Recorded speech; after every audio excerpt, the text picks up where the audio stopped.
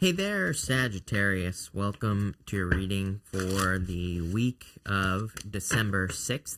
We're going to jump right in here, Sag, and we are going to see what is going on for you. You clearly some sort of change. You have the change card here with the Fool and the Knight of Wands and the Temperance card. Temperance is literally a change. You have the Chariot, which can also be some sort of change. This is looking like a really good reading for you here, Sagittarius. I would definitely get out of your head. I'm going to take all three of these. They kind of wanted to pop out there. So we will take those cards. But you start off here in your current general energies with the change card. So undergoing some sort of change or undergoing a transformation, I would say here. Again, pretty simple. Fool, Knight of Wands, Temperance, changing. And you also have this regeneration card here as well. So there's clearly some sort of change that you are going towards. What you are going towards is probably a total new beginning, something that's causing you to expand, I would say. You have the Three of Wands here as well. So I feel that there is like a certain expansion, probably something you don't believe. Pretty much everybody has had a message about needing to get out of your head. You have the Nine of Swords. It's like whenever we're expanding past certain limitations that we have for ourselves, I think that our brain is like, no, this isn't you, right? So it could be like, maybe you're making more money. Maybe you're finding love or true love or something like that. It's like in those moments, our brain is like, no, this isn't you. Our brain is like, hell no, I'm outside my comfort zone. So I feel like this is saying you need to ignore that part of your brain, and you need to push it to the limit and also embrace the expansion with that Three of Wands is kind of like what I feel like this reading is saying. Definitely going to be pulling you from a comfort zone. Knight of Wands. Knight of Wands is a really good card, but to me, it can be uncomfortable and it can be a mystery. You can see those pyramids over here, Sagittarius. They kind of represent mysteries and, all sorts of things. He's also the builder to me. So to me, he represents building something, like building something new in your life, but it's like maybe you're not exactly sure how you're going to do it. And the Temperance card is kind of like a card of experimentation. Temperance is the angel pouring water back and forth between two cups. So it kind of says like you might have to experiment, you might have to try new things, you might have to do things differently or look for different ways of doing things, like if you're trying to build a business or career, your health, whatever it is. Temperance card says you might want to be mixing things together. Kind of weird because, again, like two other signs had a message this week of like needing to mix things together, not so much needing to look for like one thing or the other, which I think we do as humans. It's like as humans, I think we kind of like jump from one side to the other. We're looking for like a definitive answer, but the Temperance card is kind of like saying it's actually like a mixture of the two things. The example I always use for the Temperance card is like medicine. It's like some people believe in only traditional doctors. Some people believe in holistic medicine, but it's like maybe there's a place in the middle that's actually better. And again, I'm not a doctor, so do not take this as medical advice. I'm just giving you an example for the YouTube police out there. But what I would say is that it's like there's something in the middle. This could be anything, could be a business. It's like maybe you're thinking you want one business, but maybe actually a combination of like two different types of businesses would actually be better for you. And that's kind of like what this is saying to me, this first row. You're going to have to go on the adventure, Fool. I mean, the Fool is like saying the only way you're going to find the answer is if you take the leap of faith. And more mystery, by the way. With the Fool, we have the High Priestess. The High Priestess does represent mystery or some sort of mystery going on here. So I feel for some of you, it's kind of like you're looking for answers. Again, the High Priestess kind of says the sky's the limit. There is no roof over her head here, as you can see. There's nothing preventing her from expanding as much as she possibly can. So I feel like for a lot of you, this is saying don't limit yourself. Like expand as much as possible, and then you will experience like the most growth. And I think it's like Jim Rohn or someone who says, how much does a tree grow?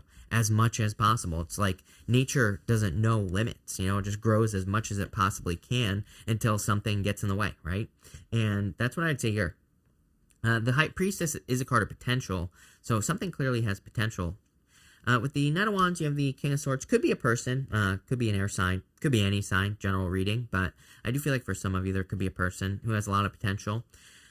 Could also be your wisdom. Knight of Swords, I mean, the King of Swords really says you probably have all the wisdom you need to start this journey. And with the Temperance card, you have the Fool. Definitely time for you to take a leap of faith. I mean, Temperance is you, and the Fool card is like saying it is time for you to leap towards something new. It's like you're more than ready, I would say. The Fool card can represent being over-prepared.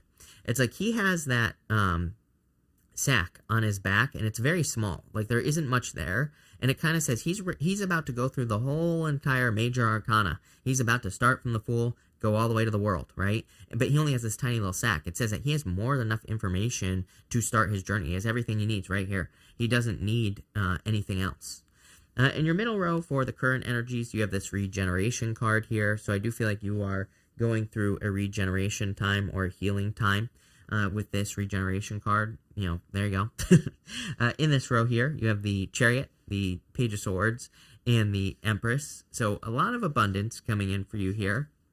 I do feel like this Page of Swords is saying, don't look back on the past. He's aiming in the he's on the table in the spread. He's aiming towards the past direction. So I feel like it's saying, like, don't dwell on the past. Don't dwell on the things that have happened. Even if we look at this middle row, it is pretty heavy. We end with the Nine of Swords here. So I do feel it's like saying, get out of your head with that Page of Swords energy for sure.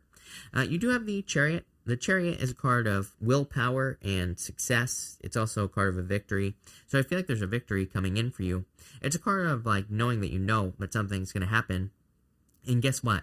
You also have the Seven of Wands here. The Seven of Wands is a card of conviction right here in the same row as the Chariot.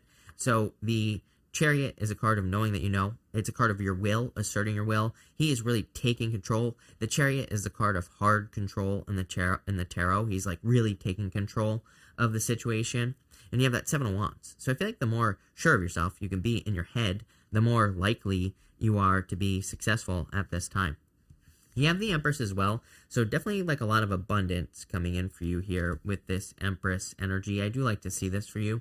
I feel like you're kind of getting to this place where you're glowing up, or you're having some sort of glow up, but it's not like a glow up, if that makes sense. I feel a sense of earning something here is what I would say, Sagittarius. So you could be earning like a certification. You could be working towards reaching a certain milestone in your life, and I feel like this is kind of symbolizing the accomplishment, if that makes sense. With the Chariot, you have the Two Wands here, really needing to take the lead. The Chariot, again, a card of mysteries, right? We have these two sphinxes here on the card. They're both aiming in different directions. A lot of symbolism here of as above, so below. They have a good handle on their past as well. You can see there that they have their tails in their paws at the front.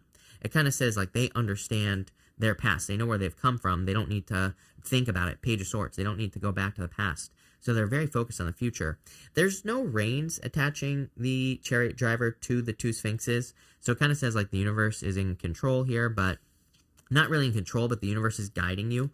And I feel like you need to kind of take the lead and just tell the universe what you want in your life in general. And with the Page of Swords, you have the Devil. Yep, like I said, I wouldn't ignore this middle row. I just wouldn't be thinking about the past. I would know limitations. Again, there might be certain reasons or certain things that happened in your past that prevented you from being successful in any area of your life. But I feel like this Devil is like saying ignore it. And with the Empress, you have the Nine of Swords. Get out of your head, for sure. Nine of Swords twice here. It's a card of having a nightmare, waking up and being stuck in a nightmare. That Empress energy is really just saying, like, I feel like you need to embrace your inner Empress and realize that you don't have to stay stuck in that Nine of Swords space, really. You can think about new things. You can focus on new things.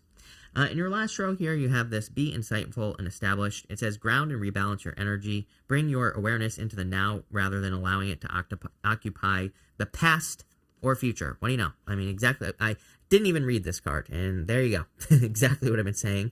So I would be bringing your focus into the now, exactly what I've been saying this whole entire time. So there you go. Always crazy to me when the last card lines up with the reading. In this row here, you have the Seven of Wands, the Nine of Swords, the Three of Wands, Five of Pentacles, and King of Pentacles, all wanted to come out together here. The Seven of Wands, a card of conviction. It's kind of like a card that says when there's no other way, the only way is what you choose, basically. It's a card that says if you set out to accomplish something and that is the only thing that you are going to accomplish, then it becomes the way. It's kind of like a card of burning your boats. You know, there's a saying, if you want to take an island, burn your boats. I'm not suggesting that, but I'm just saying, if it's kind of like saying when you want to accomplish something, when you make it so that the only way to accomplish it is to accomplish it, then you become successful. I know it's like a hard one to wrap your head around, but that's what the Seven of Wands kind of represents.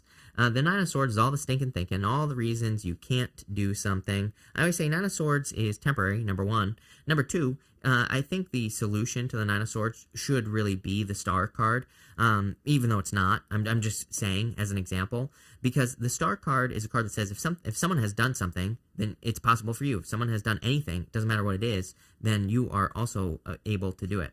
And then finally, again, you have the Three of Wands, Five of Pentacles, and the King of Pentacles. I feel like you need to get out of your head for sure. Five of Pentacles says, do not call attention to your weaknesses. There's a person with a bell around their neck on the Five of Pentacles, and the bells around the neck in the tarot, he represents a leper, and lepers used to have to wear bells around their necks when they walked down the street so people would know when they were coming. So the card itself says, do not call attention to your weaknesses. You have the Three of Wands and the King of Pentacles here. I feel like this is talking about establishment. And it is funny, you have the card be insightful and established. The King of Pentacles is the card of establishment. He wants true stability and safety and things like that. But you have the Three of Wands here, which is kind of like saying expand as much as possible. Like I was saying at the beginning of the reading, whatever I said, like I think I said something like that, like expand as much as possible or whatever. And that's what I feel like this reading is saying. It's like saying, don't like think small, think super big. And again, it's kind of weird because like every single person has had a message like this week. So the universe clearly wants us to expand. Now with the Seven of Wands, you have the Ace of Cups here.